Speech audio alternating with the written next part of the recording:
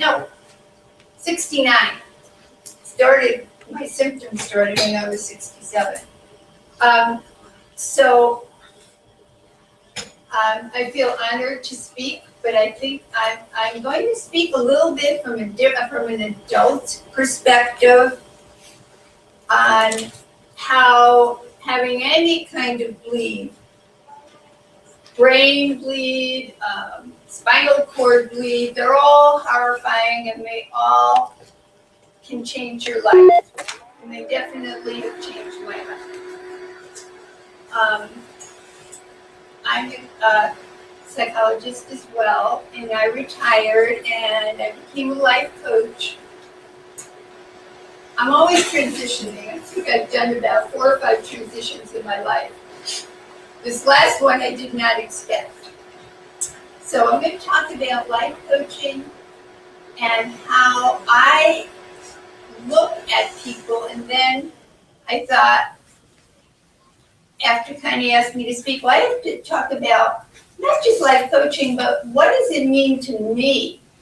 It's not just what I tell other people, which I'm very good at. I'm very good at telling other people how to live their lives, because that's what I do. But what does it mean to me? So, first of all, life coaching has 3 principles. Oh, by the way, I don't do PowerPoint because my kids are on vacation, my grandchildren are at camp, and there's nobody to teach me. So maybe next time I'll have the courage to do PowerPoint. So life coaching teaches that every single person is whole. And that is, you're whole right now. Your body might not be whole, but you are whole within yourself. And I believe that. I've had to believe that going through what I did. So although my body has changed significantly, I am still me. And life coaching, I was so glad I still had clients, and I still had even 1 or 2 as I was going through after surgery, and it kept me realizing I am still me, no matter what my body looks like. So who am I? So I had to write down, who am I? I'm a loving mother, a loving grandmother, a loving wife, I hope. My husband's here, so he better not speak. I'm a good teacher, I'm a good psychologist, and I'm a good life coach. But underneath all those labels, and we all have labels, who am I? Sorry. And what I believe is I am a unique human being who has something to contribute to this world. And I believe every single person in this room is unique in their experiences, their talents, their gifts, but you all have something to contribute. So what else? What else does life coaching teach? It teaches that each and every one of us are creative. Doesn't mean you're a Picasso. Doesn't mean you can play the violin. Maybe some of you can. But that we are creative. The Bible says, and I'm not a Bible scholar, but I love this. We are created in God's image. And if that's so, God created this gorgeous world. Today it hasn't rained yet, so it's still a beautiful world out there. So each one of us is creative. So I thought, well, okay, how am I creative? Well, every time I have a session with a client, I'm creative. I'm creative because I'm creating that relationship. I'm creative because I create a dialogue. But the thing I love most about life coaching, and I try to apply this to the rest of my life, is that I dance in the moment. And that means, I don't know what I'm going to say until I know what that client needs. And I have no plan in my head of, well, I'm going to make sure this client gets from here to here in the next 30 sessions, as I had to do as a psychologist. I just know I'm going to dance in the moment, and whatever I say, hopefully, helps that other person. So, and I've also, because my spinal cavernoma has affected my legs, although I love it and I hate it when friends come over and say, "Oh, Myrna, you look so good." And I want to say, yeah, but I feel so crappy. And I did that in the beginning, and they didn't understand what I was talking about. So now when they say, "Oh, you look so good," I say, "Thank you. I'm good." It's a lie, but it's okay. So we are all creative, every single one of us. So we're whole, no matter what our bodies are doing. We are a whole human being. We are creative. And then what life coaching taught me is, I don't know if it taught me or I knew this, is that we are all resourceful. I don't know how many of you have gone camping, but we used to go camping and just looking for wood for the fire. That's being creative. Going to the refrigerator and seeing you have 3 different items and creating a dinner. That's creative. But the most resourceful thing that we're doing, and I think I do this a little bit every day,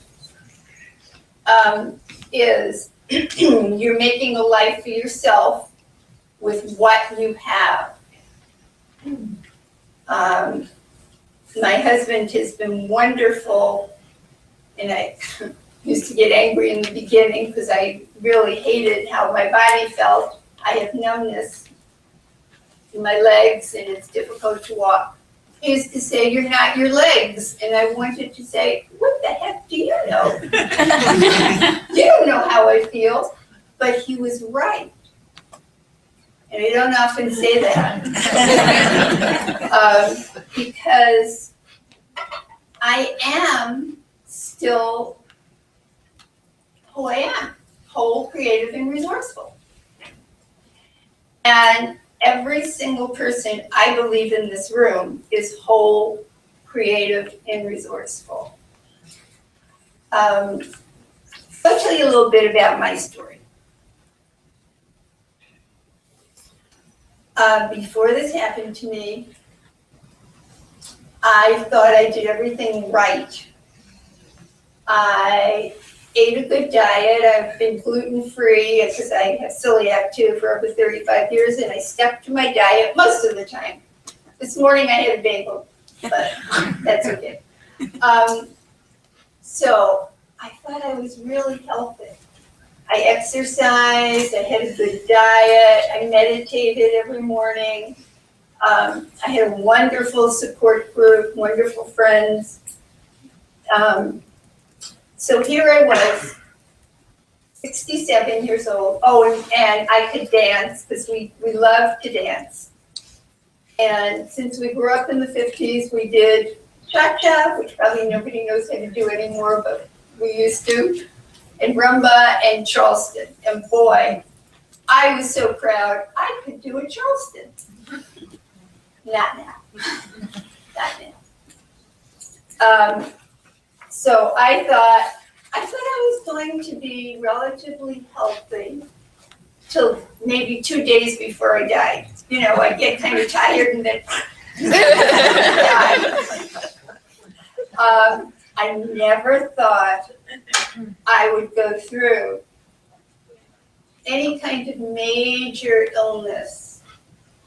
And I believe until something like this hits you, whether it hits you as an adult or hits your child, it's outside the norm. It's outside the normal experience. I never expected it. Why would we? why would we expect something like this to happen? Especially because it's rare. So this is how it happened to me. And I'm going to talk about how we go from denial to acceptance. We had just come home from vacation, and I noticed I had, and my symptoms are probably going to be different because it's a spinal cavernoma. But as we learned in the group yesterday, everybody's experience is different, and that's why these things are so hard to diagnose, because each one of us has a slightly different experience. So mine started, I thought I had kind of an itchy sensation under my arm. I went to my doctor. I said, "Can you look at this and tell, just give me a salve?" She looked and she said, "There's nothing there." I said, "Look again."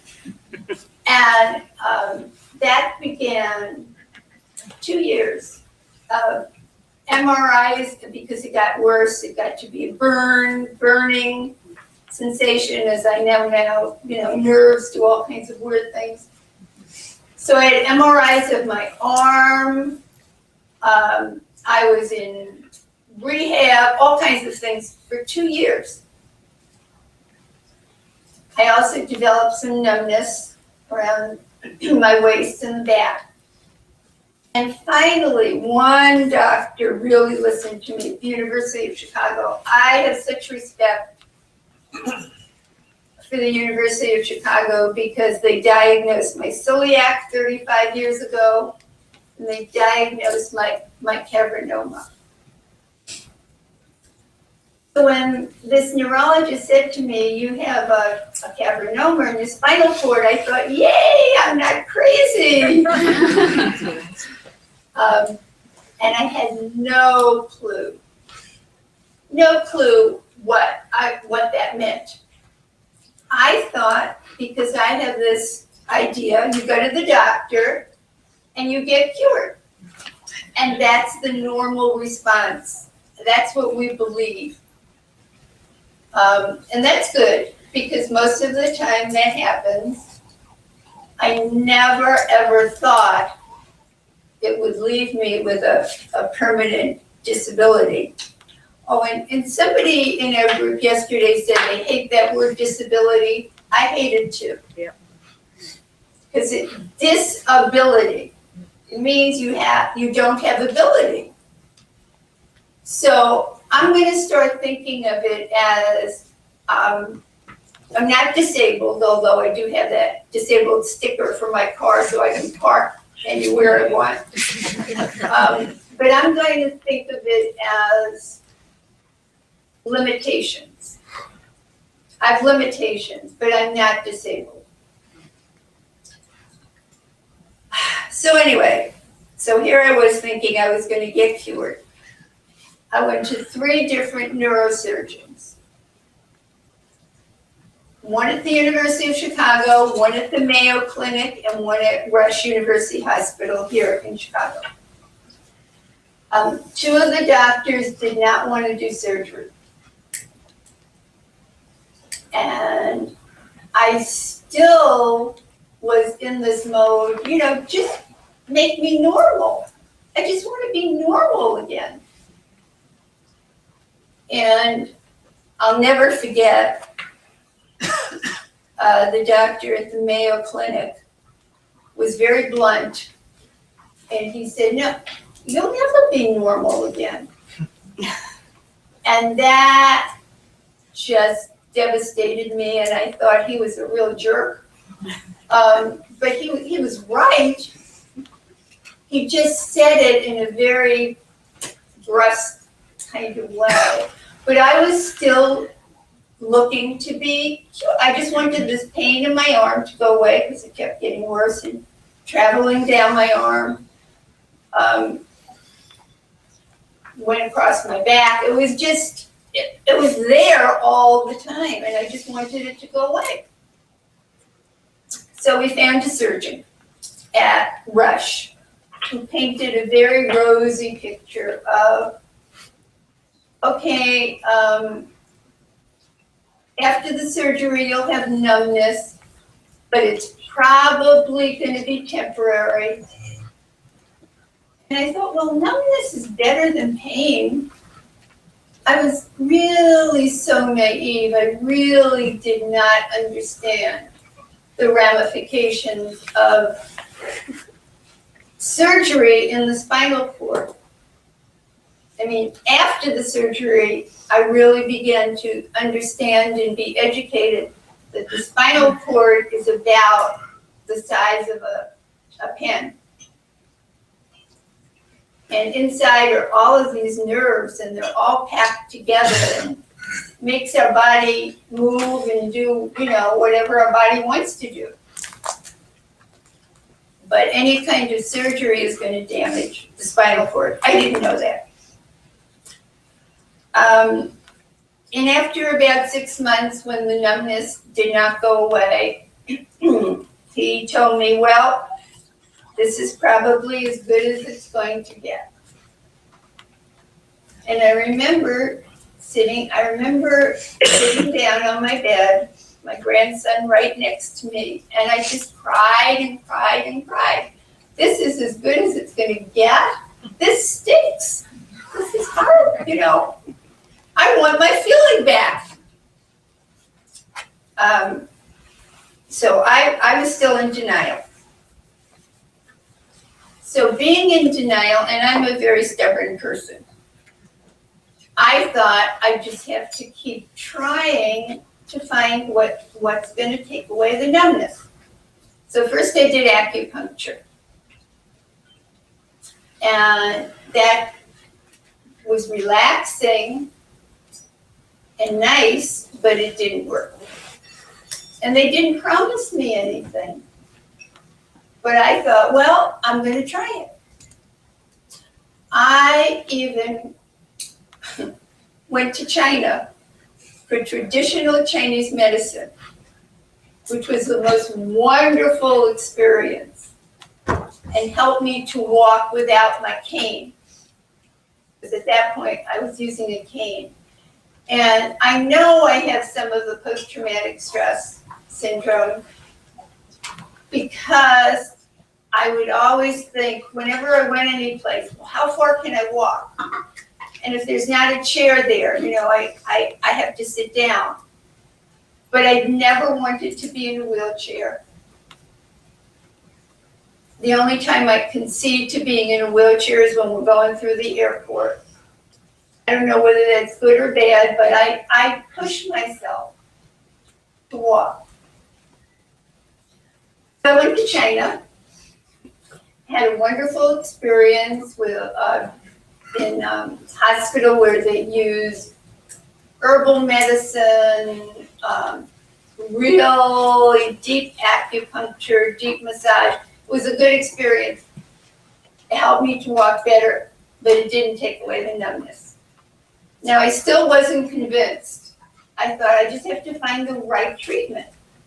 So I went to a chiropractor. Then I went to a massage therapist. I mean, I tried everything. Because I don't give up easily.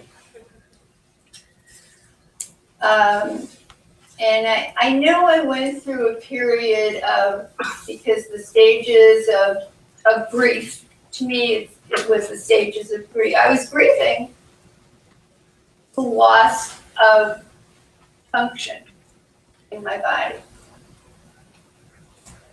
So I went through anger, denial, and then I went through bargaining with God. I didn't know I was doing it. But I thought, okay, God, I'll deal with the pain in my arm, just take away the numbness. Well, that didn't happen. So then I went through depression, and to me, depression, I don't know if it was depression or grief, is I would just start to cry and really, really cry. And I believe that helped. I think that helped me grieve a loss. And every time I did it, I think I got through another layer. My husband hated it when I would cry, and he would always try to cheer me up. And I'd say, stop it. I need to cry. And I tell my clients that as well. If you need to cry, just do it. It's okay. It's going to cleanse you. It's okay. And you'll stop. People think, oh, if I start to cry, I'll never stop. You will stop. So finally, I got to acceptance. And Dr. Awad helped me so much when I went to see him. He said, first of all, the good news is you're not going to get any worse. Okay. The bad news is you're not going to get any better. This is a permanent condition. So, what is acceptance? To me, acceptance is looking at reality, but instead of looking at what I can't do, because I was doing that in the beginning a lot. Well, I can't dance anymore. Oh, I can't do teaching anymore because I can't stand up. And actually, I'm doing very well. And it's kind of like, this is my safety. Like I can always hold on to this. I wasn't sure what I could do, how much I could do. So instead of thinking of what I can't do, this is what I tried to do. I tried to think of what I can do. So I made a short list here, and I'm sure all of you can make your own list and much longer. First of all, I can walk. That's important. Especially if I know where the restroom is and how far it is, if I can make it. Secondly, I can drive. When my older daughter and my son-in-law heard that I was driving, they said, oh my God, Mom, you're driving. And when my neurologist said I could drive, I thought he was a little crazy too. But I can drive, which gives me freedom. Not what I used to do. I used to drive the tri-state or anywhere I wanted to go. Now I drive locally, but it gives me that sense of freedom.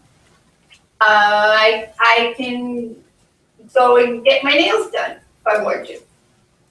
I can drive to a friend's house if I want to. So driving is really important to me. The third thing I can do is I can write. Oh my God, how much I took that for granted. Never thought, being able to write, being able to, thank God my hands were not affected. I never thought of that as a big deal, that I have motor control, but it's a big deal. I used to write a column for the newspaper, and that is something that, again, I took for granted. And my mind is still working most of the time. I forget things, but I'm 74 years old, so that's okay. I can still dance. Not the way we used to. It's much slower than we used to do. But about a month ago, we went to this wonderful dinner dance for hospice. I also volunteer for hospice now. I make prayer shawls and do some other kinds of work. But anyway, we went to this dinner dance, and they had a band.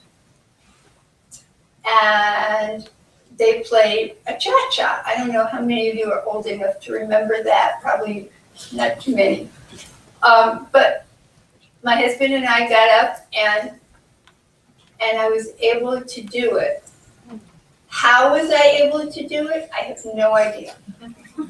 I think my mind remembered and my legs just followed. And it felt wonderful. It felt wonderful. I can still do life coaching.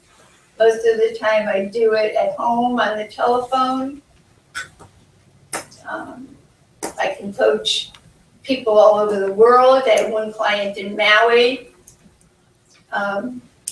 So I can still do that. And the most important thing I can still do is to enjoy life. Which, when this happened in the beginning, especially the first year or two, I kind of withdrew. I isolated from friends. Didn't isolate from my family, but I did isolate from friends. I just wanted to be like everybody else again. I didn't want to be different. And that's one of the wonderful things about being here is we're all different, but in the same way.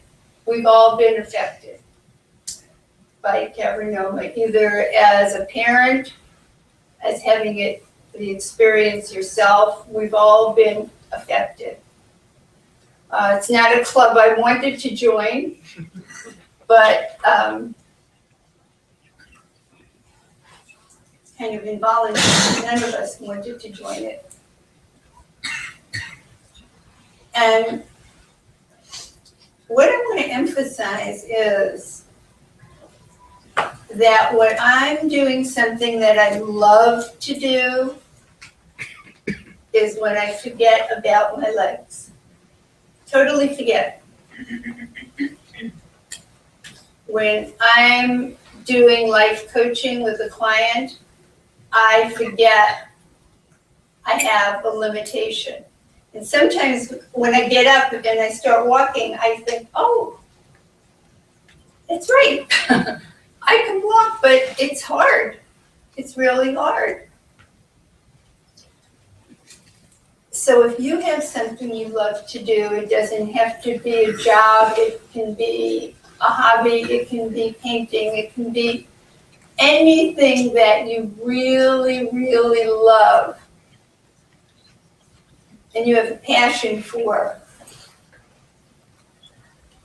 It gets you out of who you are, how you're feeling, and it's good. It's good to be able to do that. So I forget about my legs when I'm coaching, when I'm with my family, and I have 3 kids and 6 grandchildren. I forget about my legs. And I have wonderful adult children. And I know I have to thank my husband again for, he's so supportive and he drove me here. When I'm with my family, I forget about my legs. When I'm with friends and having a good time, I forget about my legs. And I can still be me because I have to be me. I'm the only person I have.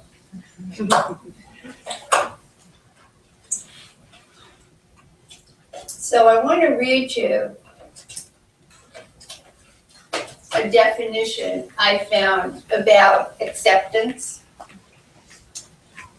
And I did make some handouts because I am a teacher, I have been a teacher, so I'm going to leave these handouts for anybody who wants them.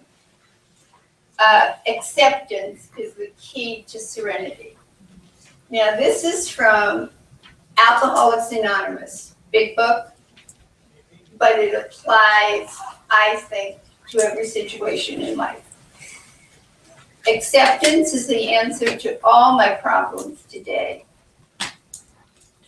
When I am disturbed, it is because I find some person, place, thing, or situation, some fact of my life unacceptable to me. And I can find no serenity until I accept that person, place, or thing, or situation as being exactly the way it is supposed to be at this moment. Nothing, absolutely nothing, happens in God's world by mistake. Until I could accept my disability, I could not stay sane, productive, or useful. Unless I accept life completely on life's terms, I cannot be happy. I need to concentrate not so much on what needs to be changed in the world as on what needs to be changed in me. And I found the only thing I can change in me is my attitude. How I deal with my daily life. How I look at my disability. Whether I see it as something that's going to make me absolutely just kind of vegetate, which is not me, or whether I still am able to do what I love to do.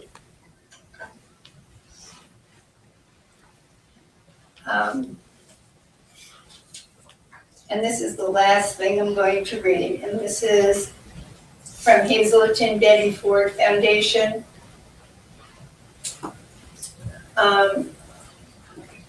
This is about handicaps and how we deal with it. Rebellion against your handicaps gets you nowhere. Self-pity gets you nowhere. I've been there, I know it. One must have the adventuresome daring to accept oneself as a burden of possibilities and undertake the most interesting game in the world, making the most of one's best. What am I doing with what I've got? Instead of despairing over my lack of abilities in certain areas, am I doing the best with the talents I've been given? All of us have unique gifts and abilities. Some of us work well with our hands. Others are gifted at working with abstract ideas. Whatever our abilities, we would do well to concentrate on bringing those we can do to fruition, rather than focus on our limitations. The Greek philosopher, and I hope I pronounce this, Epictetus, put it this way: he is a wise man who does not grieve for the things which he has not, but rejoices for those he has. Today, let me not concentrate on my handicaps as much as my abilities. I know I have been given all I need to make my life a success. So, if we concentrate on our attitude about our limitations and we live the best we can, I'm not going to run a marathon. I couldn't before I had the spinal cancer. So I'm not going to do it now. And I just need to do the best with what I have. So, thank you.